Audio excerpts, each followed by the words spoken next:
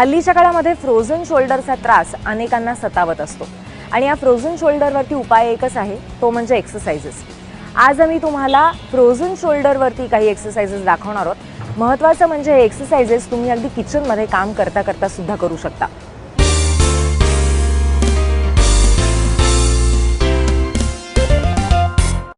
Hi friends, थंडी आहे। थंडी म्हटलं की फ्रोझन शोल्डर्स, सांधेदुखी, जॉइंट पेन अशा बऱ्याचशा गोष्टी त्याच्याबरोबर येतात आणि बऱ्याच वेळेला तेवढा वेळ मिळत नाही सकाळी की आपण काही वर्कआउट करू किंवा ऑफिसची गर्दी असल्यामुळे जिमला जाता येत नाही। मी सिंपल एक्सरसाइज घेऊन आली आहे जेणेकरून तुमची upper body, neck, shoulder, arms हे सगळेच मस्त वर्कआउट होतील आणि त्याचबरोबरीने ते मोबिलाइज होतील।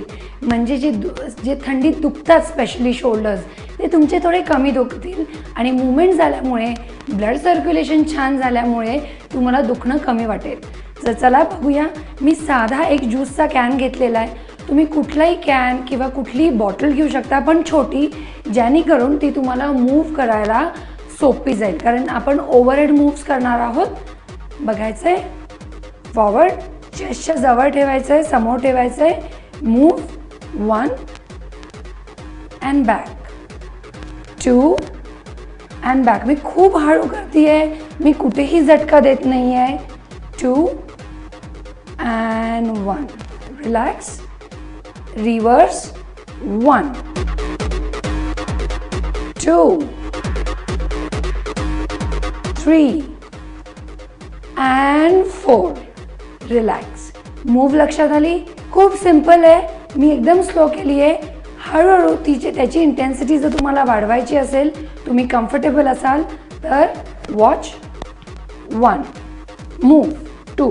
तुमच्या लक्षात येईल तुमचे आर्म्स, तुमचे शोल्डर्स, सगळे जॉईंट्स मूव होतात, ते मोबिलाइज होतात, ते ब्लड सर्क्युलेशन छान होईल। And change 1। मी पूर्ण हात मागे घेत नाही आहे, ओव्हरहेड, डोक्याच्या वरनं, side and back, up, side and centre, up and centre, move 2, reverse, come on, 2 more to go, 1 and release it, relax. He move तुम्ही दोन्ही हाताने बघितली। जसे तुम्ही कम्फर्टेबल व्हाल की काही बॉटल किंवा काही ज्यूसचं कॅन घेऊन हळूहळू तुम्ही सिंगल हँड मूव्हसुद्धा करू शकता। पोटात ठेवायचं आहे, पाठ सरळ, मूव्ह 1 2 3। मी माझा रेंज ऑफ मोशन म्हणजे माझा सर्कल मी हळूहळू वाढवते आहे, कारण माझी बॉडी वॉर्मअप झालेली आहे। माझ्या आर्म्सला हळूहळू याची सवय झालेली आहे या मूव्हची। अँड रिलीज इट, स्विच, दुसरा हात, सेम, पोटात 1 2।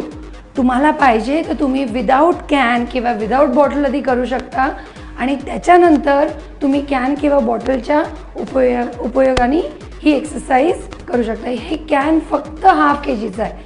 हळूहळू तुम्हाला पाहिजे तर तुम्ही 1 kgचं डंबेल घेऊन किंवा 2 kgचं डंबेल घेऊन ही एक्सरसाइज करू शकता। पण याच्यामध्ये लक्षात ठेवायचं आहे की कुठलाही वेट 2 kgपेक्षा हेवी नको आहे, कारण आपण सिंगल आर्म मूव्ह करतोय, डबल करतोय आणि जर तुम्हाला नेकचा काही प्रॉब्लेम असेल, शोल्डरचा प्रॉब्लेम असेल तर तुम्हाला हेवी वेट्स घेणं ॲडवायजेबल नाही आहे। सो तुम्ही ही एक्सरसाइज डेफिनेटली जर जास्त त्रास असेल तर डॉक्टरांना विचारून नक्की करा।